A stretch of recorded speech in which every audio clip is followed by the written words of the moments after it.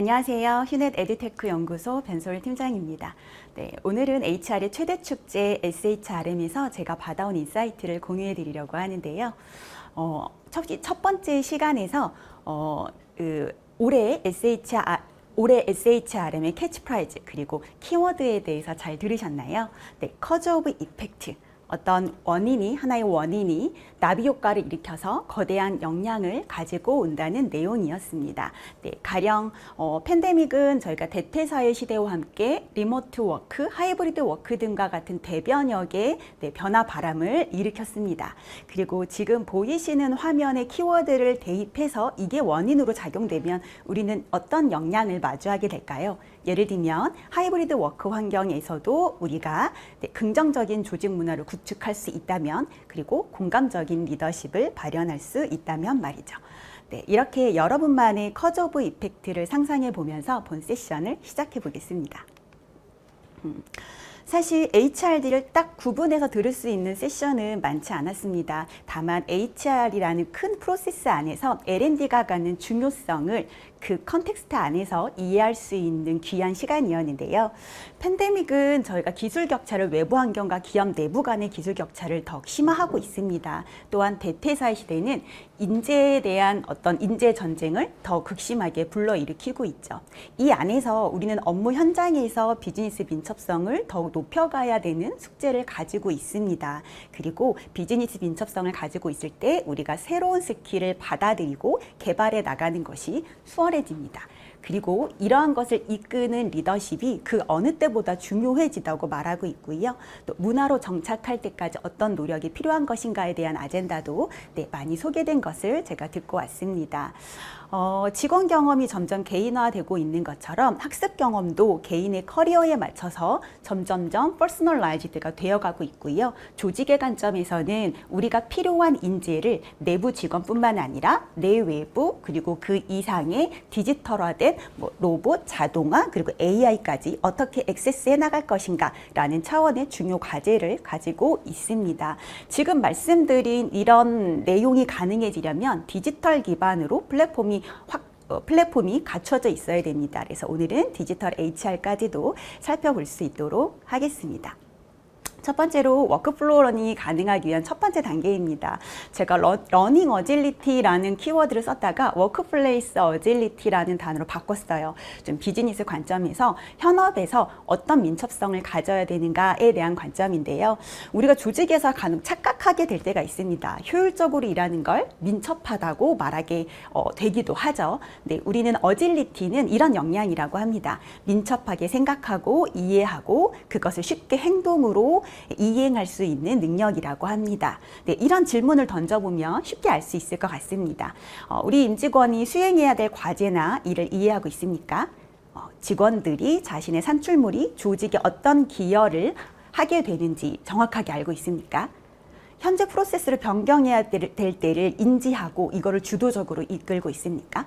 네, 구성원은 여기에 대해서 예스라고 대답할 수 있을 때 스스로가 성장하고 있다고 믿고 긍정적인 조직 문화를 주도해 간다고 하고 또 조직 차원에서 신속한 의사결정을 할 수 있다고 합니다. 그런데 이런 어질리티를 자연스럽게 바텀업으로 기대하기는 조금 어려울 것 같습니다.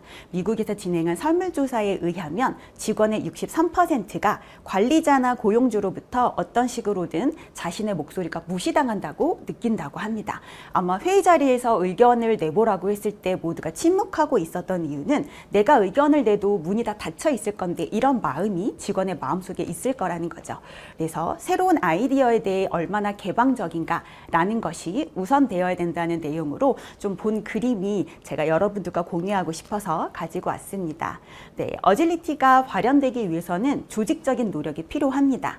첫 번째는 데이터에 기반한 객관적인 의사결정에 대한 접근 권한을 조직원들이 가질 수 있다고 믿는 거고요. 그리고 개인, 팀, 조직 차원의 신뢰 기반으로 긴밀하게 연결된 직원 경험을 갖고 있다고 믿어야 합니다. 또한 연결된 온보딩 경험을 제공하고 있어야 된다고 하는데요. 본 세션에서는 당신이 출근 첫날에 한 경험을 기억하십니까? 라는 질문을 던졌습니다. 네, 임직원이 첫날 그 회사에서 경험한 내용들이 퇴사할 때까지 그 회사를 인식하는 데 굉장히 중요한 가치로 작용이 된다고 합니다. 그리고 마지막으로 내부자가 인사이트를 얻을 수 있는 이런 예를 들면 조직의 목표, 비전, 그리고 예산, 일할지 좀 이런 내용들이 투명하게 공유되고 있나 좀 이런 부분들이 명료하게 진행될 때 어질리티가 발현될 수 있다고 합니다.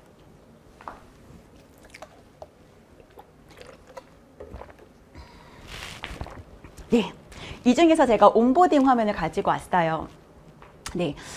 지금 3개월간에 펼쳐지는 온보딩 과정인데요. 주로 페이퍼, 그 행정적인 업무 처리는 프리 온보딩 단계에서 이루어지고 있고, 마이크 좀 체크하겠습니다. 네, 이루어지고 있고, 입사할 첫날부터 그리고 3개월부터 지속되는 여정에 있어서는 사람과 비즈니스 차원의 경험이 이루어집니다. 여기에서 두 가지 중요한 질문을 던져볼 필요가 있는데요. 입사한 사람의 개별화된 경험을 제공하고 있는가? 가령 멘토나 버디를 설정한다든 등 혹은 웰컴 키트를 그 사람에 맞게 준비하는 등의 이런 노력들을 말할 수 있을 것 같고요. 네, 그리고 또 한 가지는 이 조직원이 기업에서 갖는 조직에 대한 목표가 입사 전의 기대 그리고 커리어 목표가 현실화되고 있는지의 과정을 살피고 있느냐 좀 이 부분에 대한 것입니다. 네, 우리가 간과하고 있는 전략 중에 하나가 퇴사 시그널을 파악하는 어떤 신호들을 놓치고 있다고 합니다. 그리고 회사에서 당신이 남길 원한다는 공식적인 커뮤니케이션을 많이 생략한다고 합니다. 그리고 리텐션 계획 개발이 공식화되지 않은 경우도 많다고 합니다. 우측에 보면 저희가 온보딩 과정에서 하면 좋을 질문들이 나오고 있는데요. 이를테면 무엇이 당신을 이 조직에 끌어들였습니까? 여전히 같은 생각인가요? 그렇다면 왜? 그렇지 않다면 그것도 왜? 이렇게 물어보라고 합니다. 또 5년 후에 당신은 어떤 모습이라고 생각하시나요? 그럼 내가 어떻게 도와드릴까요? 네, 혹시 여러분도 이런 질문 받아보신 적 있으십니까?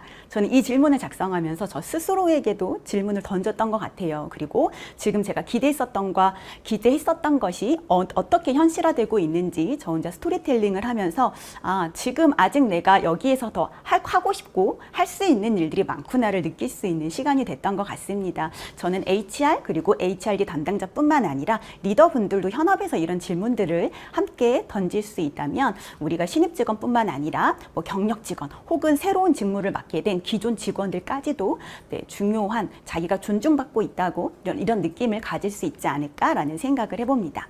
네. 이렇게 워크플레이스 상에서 어질리티를 갖추고 있다면 스킬을 빌딩하는 것이 조금 더 수월해진다고 합니다. 팬데믹이 3년 차에 접어들면서 기술 격차가 심화되고 있고 퇴직률은 통제 불능 수준이 되고 있고 직원들은 번아웃을 호소하고 있습니다. 이에 대응하기 위해서 HR의 영역이었던 L&D가 CEO의 의제로 자리 잡았고 이게 이 의제를 처리하기 위해 대응하기 위해 혁신적으로 L&D를 수행할 수 있도록 하는 예산을 확충해 나가고 있다고 합니다. 네, 지금 보이시는 질문을 보시면 기술 격차에 직면해 있습니까? 당신의 회사가? 라고 질문을 던졌을 때 절반 이상의 기업이 그렇다고 답했고요. 이랬을 때 교육 훈련과 채용으로 본다면 어떤 전략을 취하고 있습니까? 라고 했을 때 저는 여기서 좀 인사이트가 있었는데요. 채용에 대한 것보다 교육 훈련을 통해서 해야 된다는 답이 사실은 월등히 많았습니다. 왜냐하면 채용이 지금 그만큼 어렵고 심지어 뉴스킬에 대비한 사람 자체의 풀이 너무 적기 때문이죠. 그리고 이 밖에 탤런트 액세스를 통해서 외부에서 고용해야 된다는 확률도 17%로 지금 보여지는 것을 볼 수 있습니다. L&D의 중요성이 이만큼 커졌다. 그리고 CEO의 의지로 지금은 실행되고 있다. 그리고 이게 현업에서도 같은 가치로 커뮤니케이션 되고 있다. 그래서 예산에 대한 부분도 오히려 줄지 않고 더 증가하고 있음을 이 부분에서 제가 확인할 수 있었습니다. 스크린 시프트 되고 있습니다. 지금 보이시는 왼쪽과 오른쪽 화면은 제가 같은 날 다른 세션에서 들은 겁니다. 왼쪽은 너무 길어서 가지고 왔는데요.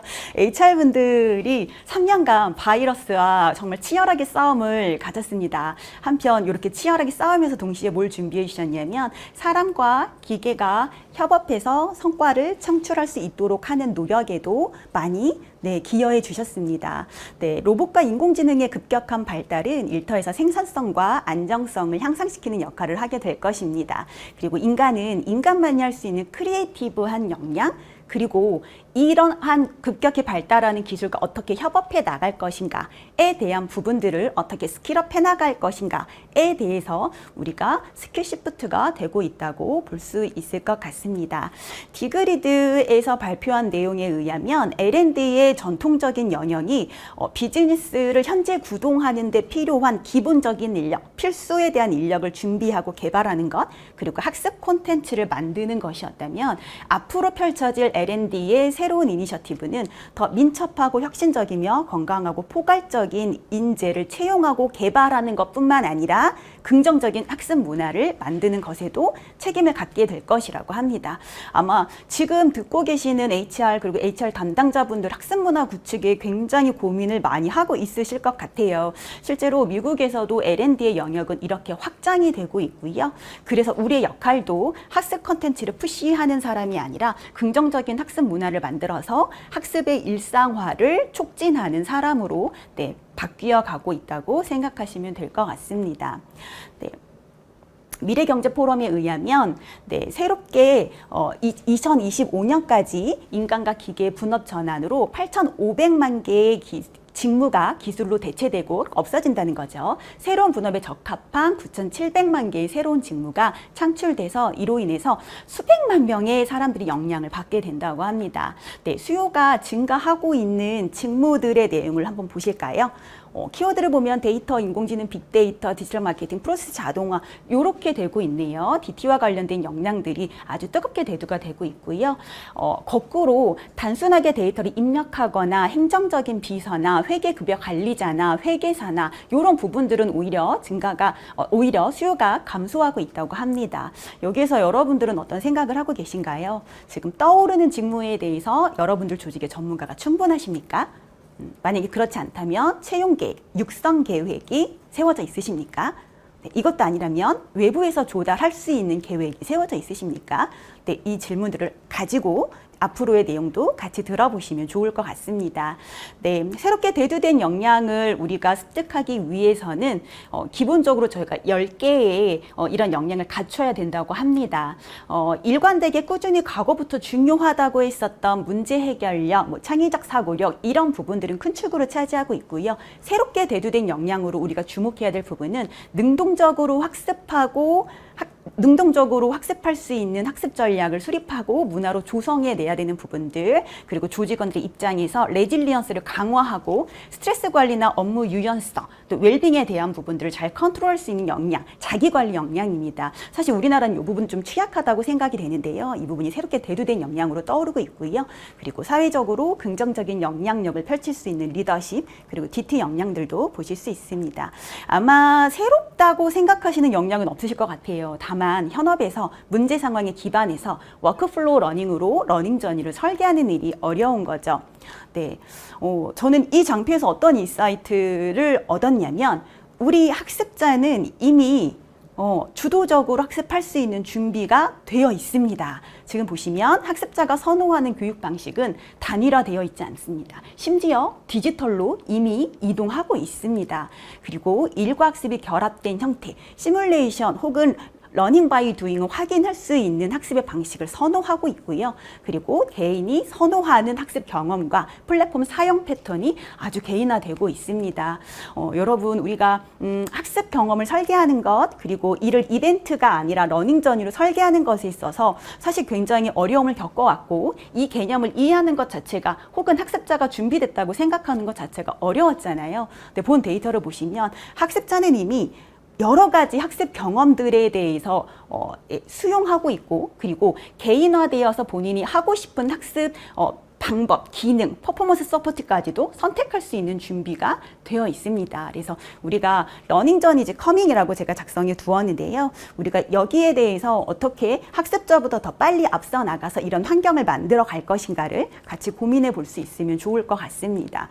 그리고 이게 이런 학습 활동이 일상화되는 게 긍정적인 러닝 컬처, 학습 조직이 되는 겁니다.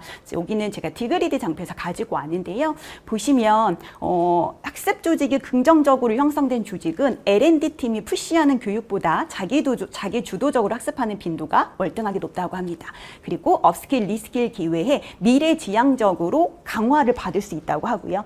커리어 개발의 동기부여가 되고 서로의 성장을 돕기 위해 협력하면서 학습의 일상화가 자연스럽게 이루어진다고 합니다. 네.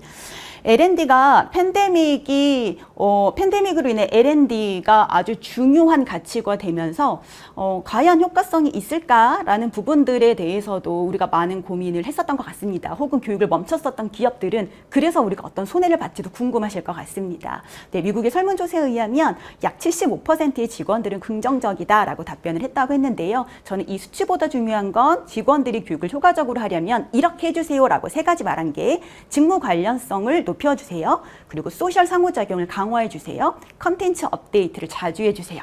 그러니까 우리가 중요한 키워드를 생각하고 있는 맞춤형, 참여형, 적시성 이걸 바로 학습자가 대답해 준 것이죠. 그리고 HR 관리자의 84%는 학습 문화가 구축되면 조직의 레질리언스가 극적으로 향상될 수 있다고 믿고 있습니다. 네, 덧붙여서 L&D가 조직의 긍정적인 직원 경험을 어떻게 제공하고 조직의 성장을 견인해 나가냐 하는 부분에 있어서 데이터를 제가 정리해 봤는데요. 요거는 자료를 한번 읽어보시면 좋을 것 같습니다.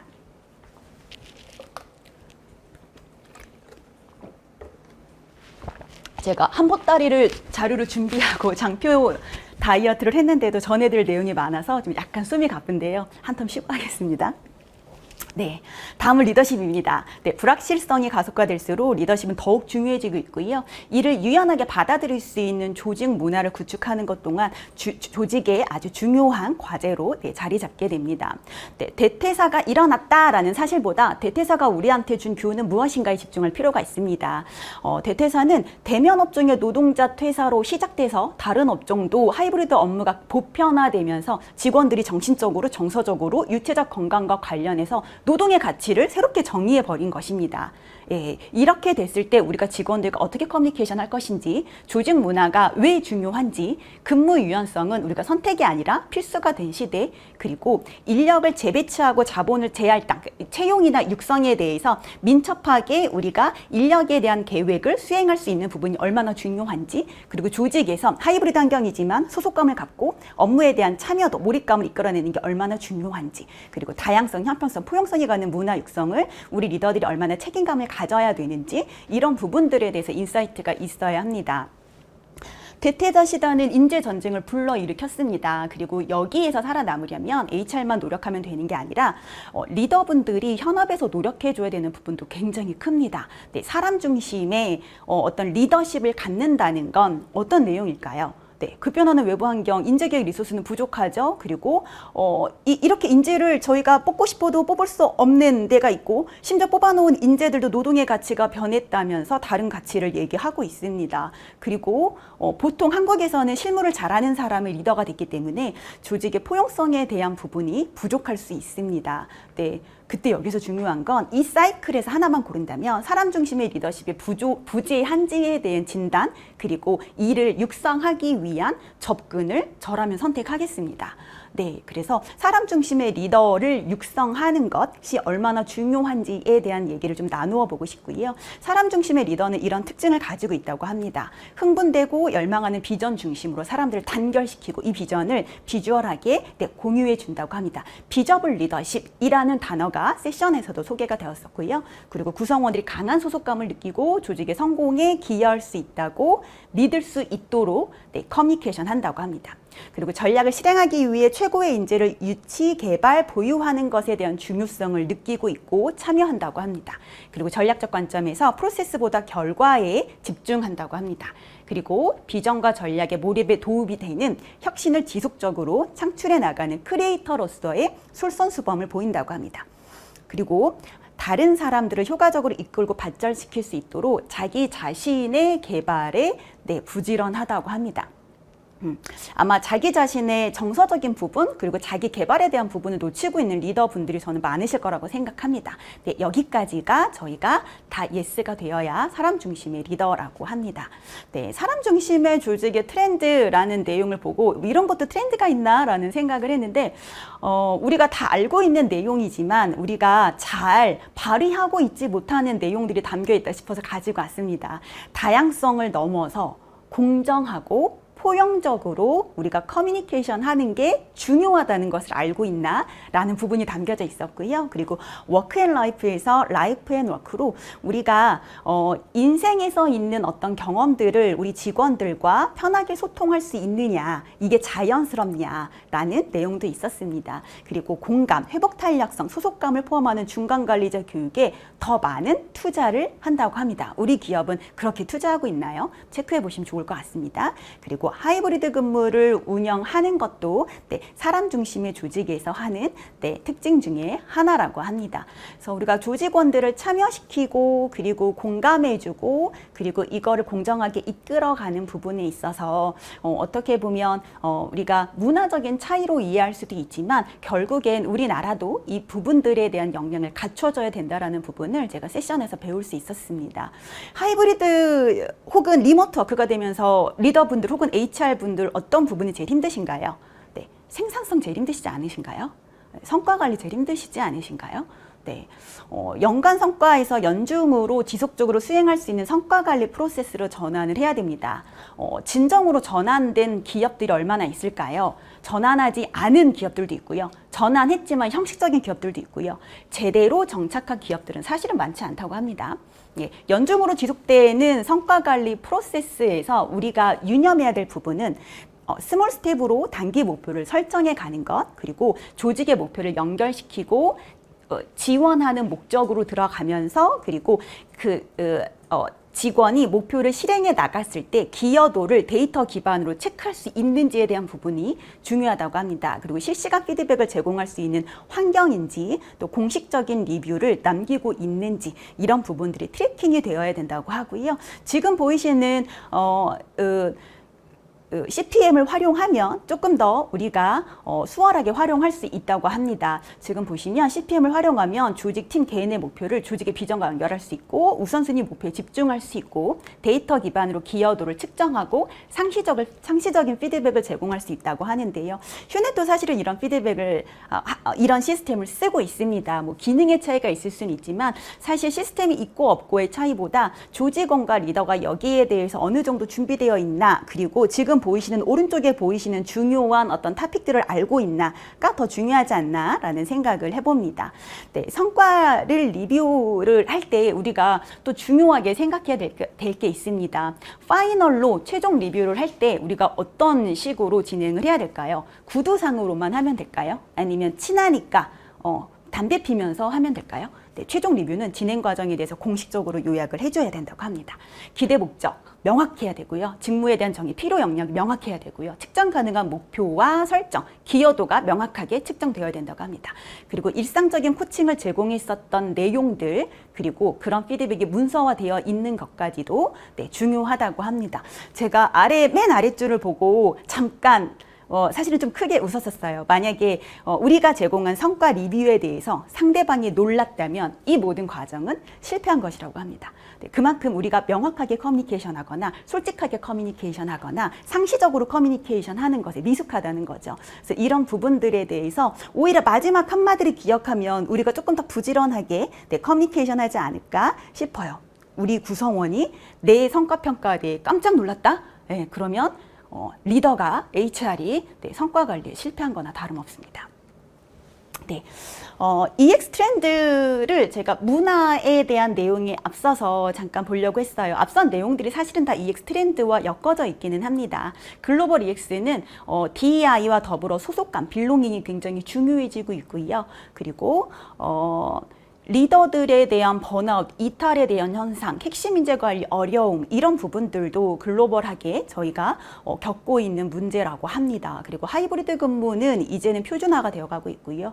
코비드를 통해서 코비드 효과로 저희가 높은 수준의 불확실성 그리고 회사에 대한 기대치가 지나치게 증가한 부분도 얘기가 되고 있고요. 직원 중심으로 주도권이 전환되는 부분도 코비드가 불러일으킨 효과라고 합니다.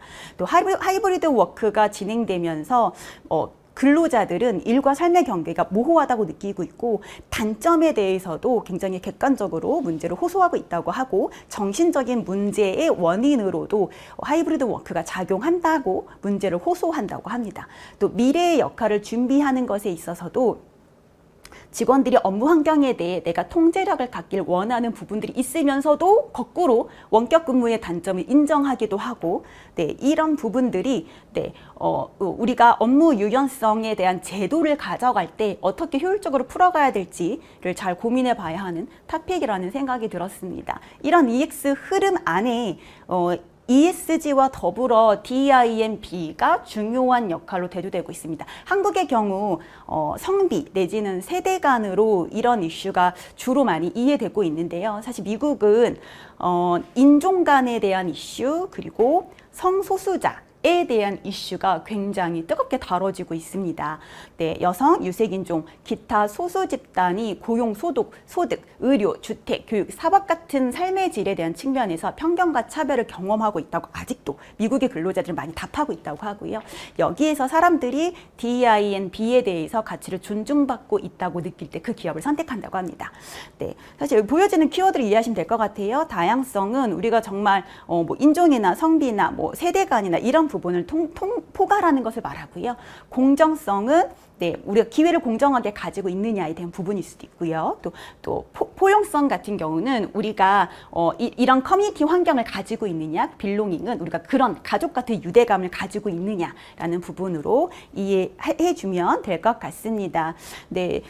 여기는 읽어보시면 될 것 같아요. 사실 미국에서 다뤄지는 DINB는 우리랑 좀 다릅니다. 제가 뉴올리언스에 도착했을 때 제가 이방인 같다는 생각이 전혀 들지 않았어요. 왜냐면 다들 다른 인종이었기 때문에 내가 그 안에서 튀는 게 아니라 나도 그들 중 하나라고 느낄 만큼 인종의 다양성이 있었고요. 또 한 가지는 제가 도착한 날, 뉴올리언스에 도착한 날 퀴어 퍼레이드가 있었어요. 이 단어가 저는 좀 어려웠는데 LGBTQIA, 레즈비언, 게이, 양성애자, 트랜스젠더, 성정체성이 모호한 사람, 그리고 선천적으로 남녀 신체적 특징을 가진 사람, 무성애자까지 4.5%의 사람들이 이런 성향을 가지고 있다고 하고요. 심지어 이 키워드를 주제로 어떻게 포용하며 이들의 창의성을 끌어올릴 것인가에 대한 세션들도 굉장히 많았고요. DINB 세션은 정말 많았는데 듣고 있는 사람도 정말 많았어요. 그래서 미국과 우리의 차이를 또 느낄 수 있는 시간이었습니다. 하지만 우리도 이제 글로벌 인재에 대한 포용성과 함께 가져간다면 이 부분 또한 참고할 필요가 있다고 생각합니다. 체계적으로 커뮤니케이션이 되려면 지금 보시는 트리브 모델에 의거해서 시스템 절차, 정책부터 그리고 조직 문화에도 녹여져 있는가에 대해서 키워드별로 살펴볼 필요가 있다고 해서 이거 읽어보시면 좋을 것 같고요. 우리 조직이 DI를 추진할 준비가 되어 있나라는 부분이 진단으로 나와 있어서 이것도 제가 가지고 왔습니다. DI가 갖는 이점. 이런 다양성 때문에 우리가 더 창의적으로 일할 수 있다거나 더 글로벌리하게 일할 수 있다거나 이런 이점에 대해서 전사적으로 동의하고 있는지, 그리고 이런 DI 기반의 프로세스나 조직 변화에 대해서 리더들과 임직원들의 저항이 없는지, 그리고 이게 이루어졌을 때 우리가 가질 수 있는 이니셔티브에 대해 명확하게 커뮤니케이션 할 수 있는지, 이런 부분들의 진단을 해보시고 아래 점수를 보셔서 우린 준비가 완료됐는지, 아직은 교육부터 필요한지를 살펴볼 수 있다고 합니다. 또 한 가지 번아웃에 대한 세션들도 몇 가지가 있었어요. 번아웃은 우리가 에너지 수준에 따라서, 그리고 우리의 정서적인 에너지가 네거티브한지 파지티브한지에 따라서 왼쪽 하단에 보시면 절망과 패배감으로 가득 찬 번아웃의 상태에 이를 수 있다고 하는데요.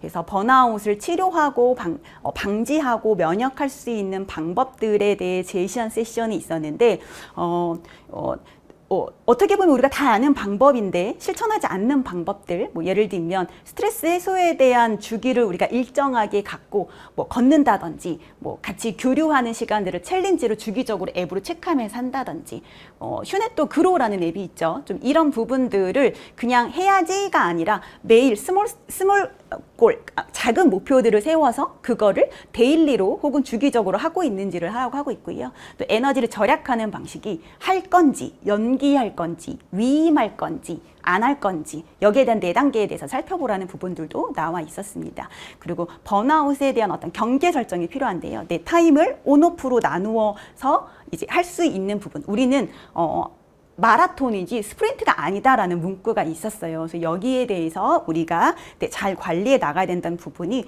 번아웃에 있었습니다. 네, 시간이 맞을 것 같네요. 마지막 세션은 디지털 HR입니다. 사실 지금까지 제가 말했던 부분, 학습이 일상화되고 개인화되고 워크플로우 러닝 수준까지 가려면 디지털 HR에 대한 전략이 반드시 필요합니다. 네, HR 이노베이션이 이루어질 수 있는 기술의 발전이 지금은 되어 있고요. 네, IBM의 결과에 따르면 경영진의 3분의 2 이상이 HR이 파괴적 혁신 기술을 활용해서 직원 경험을 향상시켜야 된다고 믿고 있습니다. 그리고 나아가서 미래의 성공의 계획에 초점을 맞춰서 해야 된다고 믿고 있습니다. 기존의 HR이 하던 역할들은 사실은 현업의 리더들이나 기존의 업무 자동화로 많이 위임된 부분들이 있을 겁니다. 경영진이 기대하는 역할은 이런 디지털 비즈니스 전략을 구축하는 데 중요한 파트너로 작용하는 거죠. 맥킨지 조사에 의하면 디지털이 비즈니스를 변화시키는 속도가 현격하게 빨라지고 있다고 합니다. 지금 좀 작은데 저 파란색 다시 보이시나요? 디지털화가 되지 않았을 때보다 디지털화가 됐을 때 얼만큼의 속도가 빨라지는지를 우리가 비주얼하게 지금 보실 수 있는 장표이고요. 그리고 임직원들은 우리가 2023년까지 현재의 비즈니스 모델로 성공할 수 있다라고 믿는 직원은 11%에 불과하다고 합니다. 63%에 해당하는 직원은 기업이 새로운 비즈니스 모델을 구축하고 이 일을 위한 준비가 되어야 한다고 믿고 있다는 거죠. 그래서 HR은 기업의 새로운 비즈니스, 디지털 비즈니스 구축에 필요한 역량 그리고 리더십 개발 전략을 수립해야 할 때라는 것을 역설하고 있습니다. 네, BMW 사례를 제가 좀 재밌게 들었는데요. BMW는 훈련 과정과 생산 현장에 VR, AR을 도입해서 보다 효과적으로 교육을 실시하고 있고 현업에서도 생산성을 향상시키고 있고 불량률을 감소시키고 있고 인력 감축, 비용 절감 등의 효과를 경험했습니다. 네, 저는 어떤 기술을 사용할 때 이 프레임을 따라해 보시는 것도 좋을 것 같아요. 예를 들면 이 교육을 할까 말까에 대해서 미시적으로 접근하는 게 아니라 우리가 가지고 있는 비즈니스적인 문제 중에서도 예를 들면 특히 고위험 프로세스에서 확장 가능하고 참여도가 높은 교육은 어떻게 제공할 수 있는가. BMW 같은 경우는 교육이 현장과의 연결성이 굉장히 높기 때문에 워크플로우 러닝 수준에서 이런 질문을 던지는 겁니다. 그리고 기술적인 문제로 일반적인 기존의 웹 교육은 확장이 가능하지만 참여를 못해. 대면 교육은 대화형이지만 확장성이 없어. 이랬을 때 이를 위한 적합한 가상 교육 환경은 어떻게 만들 수 있을 것인가 라는 질문을 던졌고요. 또 기술을 접하는 어떤 것에 있어서도 몇 년 전에는 이 파트너십을 통해서 외부에서 할 수 있는 기술들을 도입하는 것에 대해서 MOU를 맺어 진행했다고 하고요. 지금은 이제 사내 지식이 강화되어서 자체적으로 높은 수준의 컨텐츠를 제작하고 실시할 수 있는 수준이 되었다고 합니다. 그리고 이것들이 진행이 될 때 운영적인 프로덕션에 영향을 주지 않고 안전하게 운영할 수 있는 이런 환경을 만드는 데 중요한 가치를 두었다고 합니다. 네, 이건 몇 년 전부터 이미 진행되고 있었던 사례이긴 하지만 오른쪽에 보이는 화면을 제가 영상으로 세션 때 봐서 굉장히 인상 깊었던 것 같아요. BMW가 생산 공정을 실제로 셋업하기 전에 가상의 조립 과정에서 안정성과 효율성에 문제가 없는지 헤드셋을 쓰고 시험해 볼 수 있는 겁니다. VR, AR 기술을 활용해서 자신의 페이스에 맞게 공정 과정을 따라가면서 매뉴얼의 각 단계를 익힐 수 있고요. 여기서 얻을 수 있는 이점은 공장 현장 직원만 알 수 있는 문제들을 본 교육을 통해서 체크할 수 있습니다. 예를 들면 간단하게 여기에서 나사를 이동하는 게 어렵다는 것을 이 가상 환경의 교육을 통해 현장 근로자만 알 수 있는 팁을 거꾸로 교육 담당자, HR에 다시 한번 말해주는 거죠. 그래서 생산 현장에 옮기기 전에 교육 현장에서 이것들을 좀 생산성을 향상시킬 수 있는 방법에 대한 아이디어를 얻을 수 있는 부분이 있고요. 과거에는 1대1로 어떤 이런 도제식의 교육이 필요했다면 가상 환경이 이루어지면서 더 많은 사람을 효율적으로 교육시킬 수 있어진 것도 네, 기술을 활용해서 얻을 수 있는 이점이라고 합니다. 네, 또 한 가지는 고위험 프로세스에서 AI를 활용했을 때 공정품질의 개선뿐 아니라 안전한 작업 환경을 네, 제공할 수 있다는 겁니다. 이것도 제가 영상으로 본 거를 계속 사진을 찍었어요. 포크리프트라는 위험한 이제 이런 리프트가 막 움직이는데 사람이 보이는 거죠. 그럼 위험 상황을 감지하고 네, 그리고 포크리프트가 어디로 이제 이동을 주로 하는지에 대한 학습 패턴에 근거해서 여기 위험할 수 있겠다라는 영역에 대해서 표시를 남기고 이렇게 위험할 수 있는 상황에 대한 빈도 등등의 데이터화를 쌓습니다. 이거를 비저블하게 보여주고 그래서 미래 움직임을 예측해서 이런 상황이 네, 다시 일어나지 않게 네, 해주는 거죠. 이런 부분들에 대해서 기술이 잘 활용되고 있는 사례였습니다. 이 밖에도 BMW는 AI의 활용을 통해서 네, 로봇과 근로자가 이상적인 협업 그리고 분업이 가능하도록 디지털 기술들을 지원하고 있다고 합니다. 그래서 여러분의 기업에서도 이런 아이디어가 있으신지 혹은 실행하고 있으신지 체크해 보시면 좋을 것 같습니다. 네, HCM 사례는 제가 부스에서 보통 우리 담당자님들은 코너스톤, 워크데이, 오라클 이렇게 아실 것 같아요. 그리고 셋 이렇게 아실 것 같은데 제가 익숙했었던 부분은 코너스톤이 있었고요. 새롭게 발견한 건 비지얼 그리고 아틀라스입니다. 우리가 클라우드 기반의 인사 시스템을 총괄해서 하고 있는 시스템을 HCM이라고 하죠. 사람과 비즈니스 데이터를 실시간으로 통합해서 의사결정에 필요한 컨텍스트와 인사이트를 공유해 주는 부분에는 공통점이 있었고요. 다만 예를 들면 글로벌리하게 인력 관리를 하는데 특화되어 있는 솔루션이라든지 아니면 이것도 우리가 지금은 다 가지고 있지만 개별적으로 관리하던 데이터셋 어떤 이런 정보들을 한 곳에서 우리가 다 끌어와서 진행할 수 있는 왼쪽 보시면 피플과 관련된 데이터, 비즈니스와 관련된 데이터, 그리고 ERP니 뭐니 지금 다 막 분산되어 있는 기업들이 있잖아요. 이런 게 하나로 들어왔을 때 네, 이게 사람들한테 어떤 유의미한 네, 정보를 제공해 주는지에 대한 내용이었습니다. 네, HPM은 지금 제가 보여드린 이 두 군데는 홈페이지 들어가시면 데모를 신청해 보실 수 있습니다. 사실은 구매가 목적이 아니라 여기에서 쓰고 있는 어떤 키워드들 그리고 어떤 목적을 가지고 있는지 학습해 보시면 여러분들 기업에 이렇게 테크적인 HR 테크를 좀 계획하거나 운영하는 것에 도움을 얻을 수 있지 않을까 싶어서 네, 이 부분은 제가 부스에서 가장 인상 깊게 본 사례를 공유 드렸습니다. 제가 40분에 딱 맞추고 싶어가지고 얼마나 달렸는지 몰라요. 일주일간 뉴올리언스에서 제가 만난 HR 피플들은 굉장히 열정적이고 다정했던 것 같아요. 그리고 저와 함께 갔었던 첫 번째 세션에 문주희 실장님 동안 그런 다정함과 어떤 포용적인 부분들 그리고 좀 이 진취적으로 조직을 혁신시켜 나가야 되는 그런 열정들을 제가 느낄 수 있는 시간이었습니다.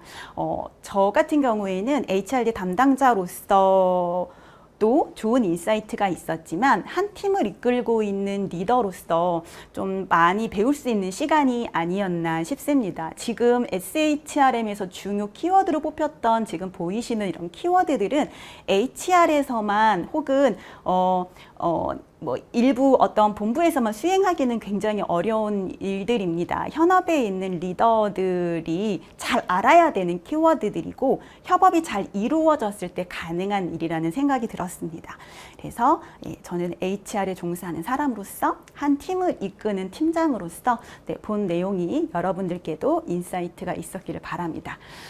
그리고 솔직히 말씀드리면 제가 여기와 관련된 여러 가지 아젠다에 휴넷의 솔루션이 굉장히 많은데 다소 PPL처럼 보일까봐 생략한 부분들이 큽니다. 그래서 여기에 대해서 제가 이 키워드에 고민이 있어요 하시는 우리 고객분들이 계시다면 남겨주세요. 여기에 대한 문제의식을 휴넷도 하고 있고 관련해서 솔루션을 준비하고 있고 또 출시한 것들도 있는데요.